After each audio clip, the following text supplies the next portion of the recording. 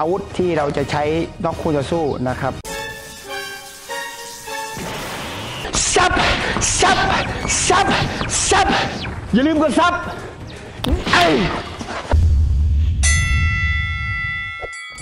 สวัสดีครับทุกคนครับวันนี้นะครับก็เหมือนเดิมนะครับเราจะมาแสดงเทคนิคต่างๆที่เพื่อนๆได้คอมเมนต์แล้วก็ถามมาหลายๆคนมากนะครับว่าเทคนิคที่จะชนะน็อกได้นะครับมันก็ไปไม่ได้ว่าจะใช้อาวุธนะครับทีเดียวจะชนะน็อกคู่ต่อสู้ตุ้มเตะตุ้มอันนั้นก็เป็นแค่เหตุบังเอิญที่เราออกไปแล้วโดนจุดโฟกัสเขาจริงๆเราแบบ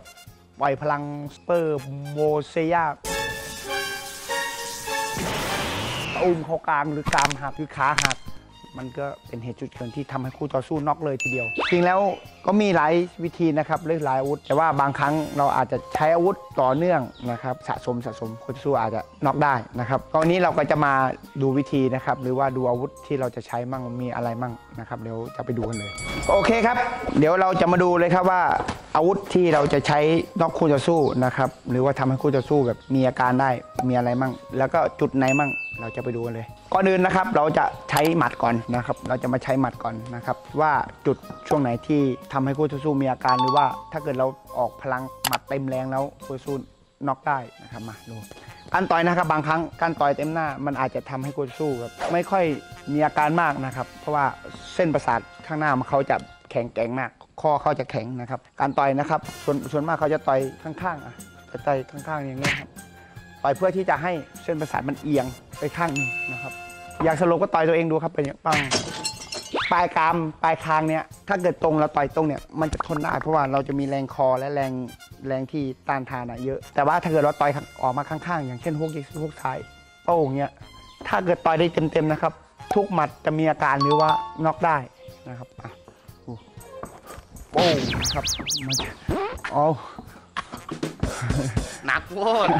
ช่วงนี้เส้นประสาทเนี่ยมีอาการแน่นอนเส้นประสาทเนี่ย KO แน่นอนครับช่วงนี้ให้ต่อยออกข้างๆฮุกซ้ายฮุกขวาเสยปลายคางเนี่ยปลายคางก็ยังเนี่ยครับยังพอได้ครับช่วงนี้นะครับหมดไปปุ๊บเสยเนี่ยก็อาจจะมีอาการได้นะครับแต่แนะนำที่ประเดศึกคู่จะสู้ได้จริงๆนะครับก็คืออย่างเช่นเ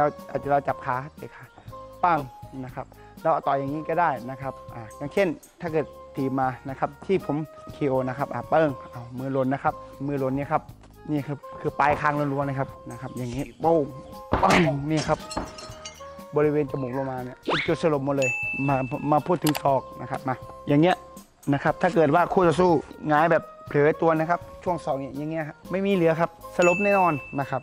เบิ้งนี่ครับการศอกคือแหวกเพื่อที่จะให้ศอกเราถนัดนะครับเนี่ยแถวเนี้ยถ้าเกิดว่าคู่ต่อสู้แบบเผลอๆนะครับซ้ายก็เหมือนกันนะครับตั้งศอกแล้วนี่ครับ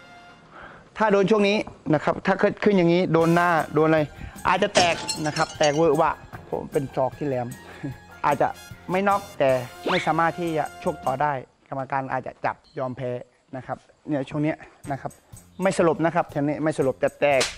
กช่วงที่แตกง่ายนะครับช่วงที่แตกง่ายมากนะครับตอนนี้เราก็จะพูดมาถึงการเตะก้านคอนะครับนี่ตีนนะครับกับคอบางครั้งตีนมันหนักกว่าอยู่แล้วนะครับเพราะว่าแรงเวียงอะไรต่างๆนะครับถ้าเกิดว่าไม่โดนมือมั่งแล้วว่าไปโดนคอเต็มๆก็อาจจะทำให้คู่ต่อสู้น็อกได้หรือว่ามีอาการนะครับหรือว่าเขาอาจจะแข็งคอแข็งก็พอได้ครับก็แบรนด์หนึ่งก็ไม่เมาครับคนเดียวไม่เมาแบรนด์หนึ่งไม่เมาถุยก็ไม่ได้พูดอย่างนั้นไม่ใช่แบรนด์อย่างนั้นคือโดนค่ายก้านคอโอ้อันนี้ก็หมายไปนู่นนะครับเดี๋ยวจะรู้ว่าคอมันแข็งหรือเปล่ามันต้องให้เร็วกว่าความคิดเร็วกว่าสายตาคู่ต่อสู้ทำไงเราเตะเหมือนกับเราเตะขาโอ้ยแต่พวกตวัดคอโป้เห็นไหมเนี่ยขาเราก็จะขึ้นแถวท้ายทอยตรงนี้ครับนี่ครับแล้วเพิ่มแรงเข้าไปคิดดูว่าตีนกับแรงคออันไหนจะทนกว่ากันนะครับไม่เหมือนเขาแบนกว่าก็ไม่น็อกเขาบอกงั้นไม่ใช่แบนอย่างนั้นนะครับนี่ก็คือเทคนิคการเตะก้านคอแรงๆก็ทำให้คู่จะสู้น็อกได้ครับผมโอเคครับทีนี้เราจะมาดูนะครับลำตัวนะครับเราจะใช้อาวุธอะไรนะครับที่จะทำลายช่วงลำตัวได้นะครับว่าจุดไหนที่มันอ่อนที่สุดจุดแรกบอกเลยครับว่าจุดเนี้ยช่วงท้องเนี่ยเป็นจุดที่แข็งแรงมากอันนี้มันไม่แข็งแรงมากมันสมบูรณ์ครับอันนี้มันสมบูรณ์ช่วงนี้ลงไปเนี่ยช่วงนี้ครับจะแข็งแรงมาก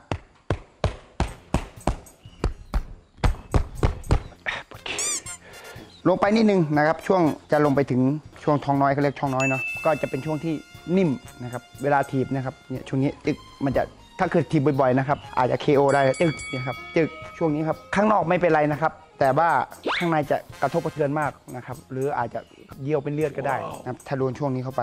เนื้อกระจับอย่าไปถีบกระจับเขานะไม่เกิน5 ครั้ง 5 เที่ยวครับมีอาการแน่นอนครับช่วงนี้จะเจ็บมากนะครับต่อไปลิ้นปีนะครับแต่ต่อยลิ้นปีนี่ครับช่วงนี้ครับเป็นช่วงที่รอยต่อหน้าอกครับช่วงนี้เป็นช่วงที่เขาเรียกอะไร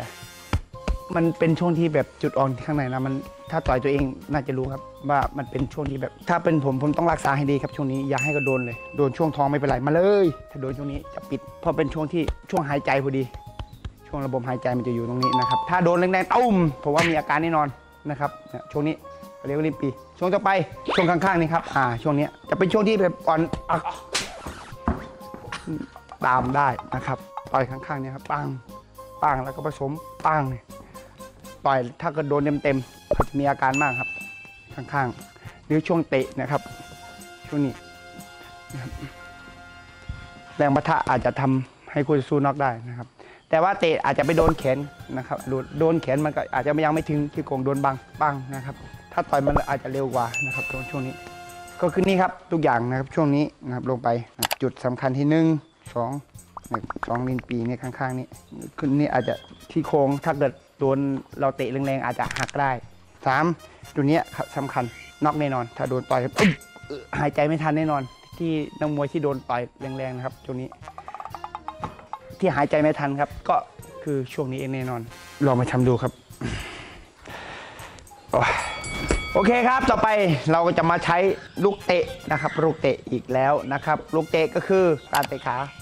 ครับไม่ใช่ว่าเตะเปอร์เซ็นต์น้อยครับที่จะเตะทีเดียวตึ้มลงไปแล้วก็ทำให้คู่ต่อสู้ลูกไม่ได้ไม่มีเปอร์เซ็นต์น้อยครับแต่ว่าการเตะขาคือเป็นการเตะที่อันตรายมากก็คือการที่ย้ำที่เดิมไปเรื่อยๆจนนู่นแหละคู่ต่อสู้จะเดินไม่ได้หรือจะยืนพิงเชือกยอมแพ้ก็ได้นะครับบางครั้งเพราะว่าเดินไม่ได้มันขัดนะครับแต่ว่าการเตะขานะครับมีหลายรูปแบบนะครับเขาเรียกแบบนี้เขาเรียกเตะพับในใช่ไหมแต่ตรงนี้ก็ทับเจ็บเหมือนกันครับเตะจนแบบบางครั้งนะครับถ้าคนเตะเหมือนสไตล์ญี่ปุ่นครับเขาชอบเตะขาอย่างนี้ครับดีดแปะอย่างเงี้ยไอ้แปะอย่างเงี้ยคือเจ็บนะครับไม่หนักครับแต่เจ็บนะครับเพราะว่าพับในแถวนี้มันจะเป็นเนื้อที่อ่อนมากนะครับเป็นเนื้อที่อ่อนมากผิวหนังที่อ่อนมากนะครับนี่คือการเตะพับในนะครับเตะพับในเนี่ยคือการเตะแป้นในนะครับนี่ปะเนี่ยครับแปะเนี่ยครับ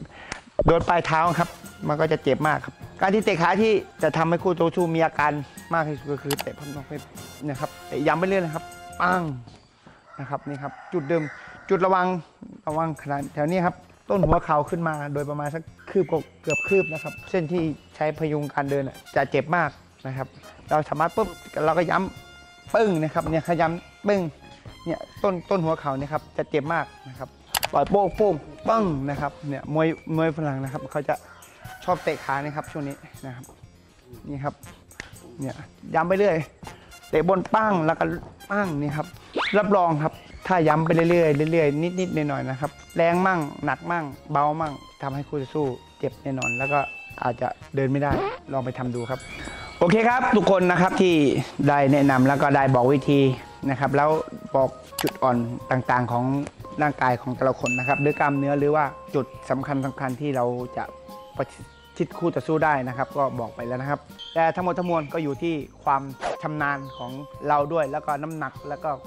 ความแข็งแรงของเราด้วยนะครับแล้วก็ใช้ไปฝึกซ้อมฝึกฝนนะครับให้มีความชำนาญแล้วก็จะได้มีพลังแล้วอาวุธที่แข็งแรงนะครับก็ขอบคุณทุกคนนะครับที่ติดตามนะครับท่านใดน้องๆเพื่อนๆนะครับที่สนใจก็คอมเมนต์มาบอกนะครับว่าให้ทำวิธีอะไรยังไงนะครับก็ขอบคุณทุกคนนะครับเพื่อนๆที่ช่วยเป็นกำลังใจนะครับแล้วก็ติดตาม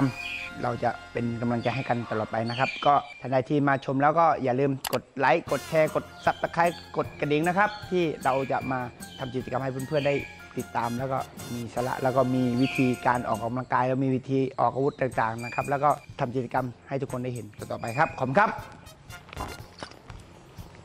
จ้า